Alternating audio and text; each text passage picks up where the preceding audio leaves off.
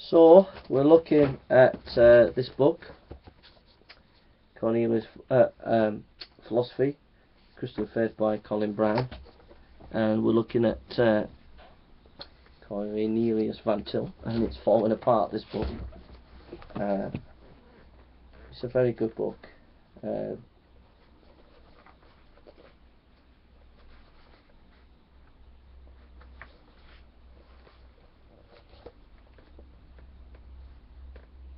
Van Til sums up his position by saying that the existence of God, of Christian theism, and the conception of his counsel as controlling all things in the universe is the only presupposition which can account for the uniformity of nature which the scientist needs, but the best and only possible proof of the existence of such a God is that his existence required for the uniformity of nature and for the coherence of all things in the world. We cannot prove the existence of beams underneath a floor if by proof we mean that they must be ascertainable in the way that we can see the chairs and table of the room, but the very idea of a floor as the support of tables and chairs requires the idea of beams that are underneath. But there would be no floor if no beams were underneath. Thus there is absolutely certain proof of the existence of God and the truth of Christian theism. Even non-Christian presuppositions its truth, while they verbally reject it, they need to pre-assume the truth of Christian theism in order to account for their accomplishments. Now, I just want to bring a few issues out here. First of all, atheists and skeptics will turn around and say, well, isn't that solipsism? Isn't that basically saying that ultimately your knowledge is grounded in your own understanding from your own mind? Because what you're saying is, alright, ultimately your presupposition is we cannot know things ultimately, but then where's that coming from? That's just coming from your own mind, your own way of thinking. There's no external proof of that.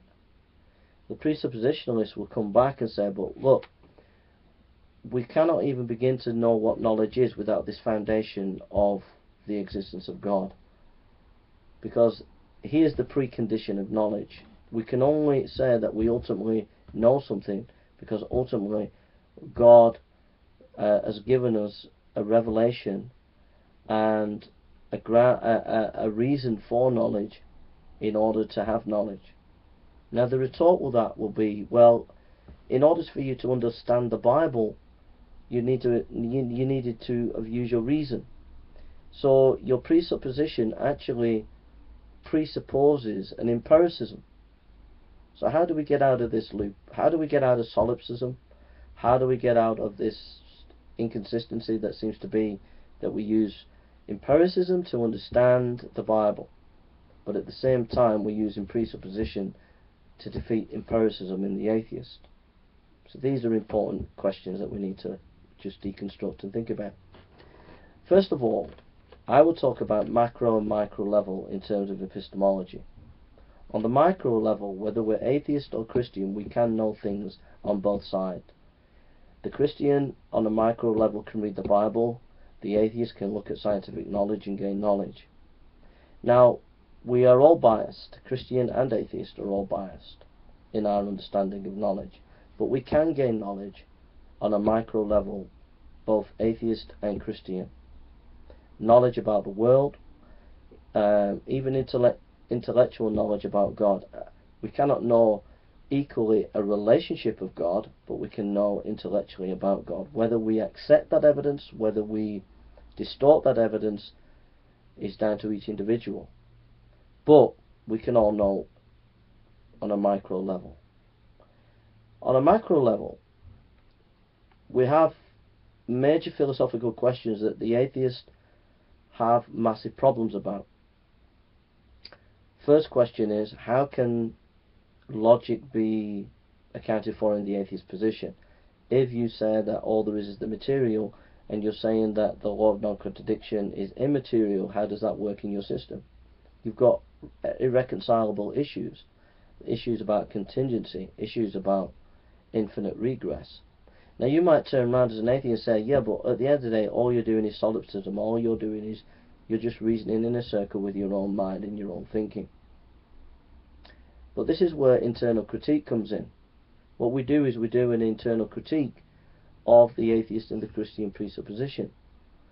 And what we find is our presupposition is that we are personal, that God is personal, that we are logical and God is logical, and the two match in terms of reality. The presuppositions match the reality. However, if you take the presuppositions of the atheist and say, well, let's have a look at the logic issue. They say all that there is the material, let's examine it, and we see that it's immaterial, not consistent.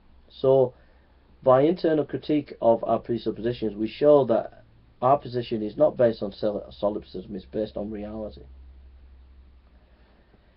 Now, some of the issues that I have with Van Til and the problem that I have with presuppositional apologetics is it's very powerful.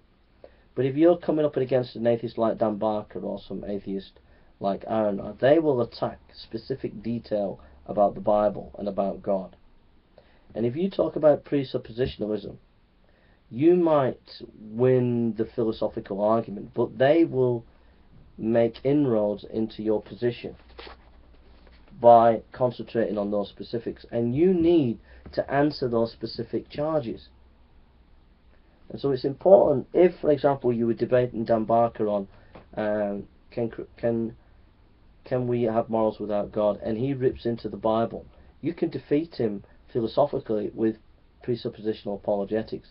But if he's ripping into the Bible, you need to make sure that you answer some of the things that he's saying about the Bible. So in other words, what I'm saying is, there's still a role for evidence.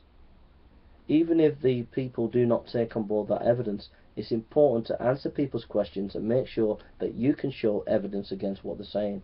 And when you use presuppositional apologetics in combination, it's an absolute powerful force that atheists won't be able to deal with. So that's what I would suggest.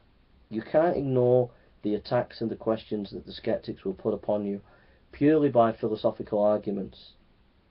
But the philosophical arguments are needed and are powerful. But make sure that you've got evidence as well. That might seem to contradict the presuppositional approach. It doesn't. You can use presuppositional apologetics alongside evidentialism. That's what I think.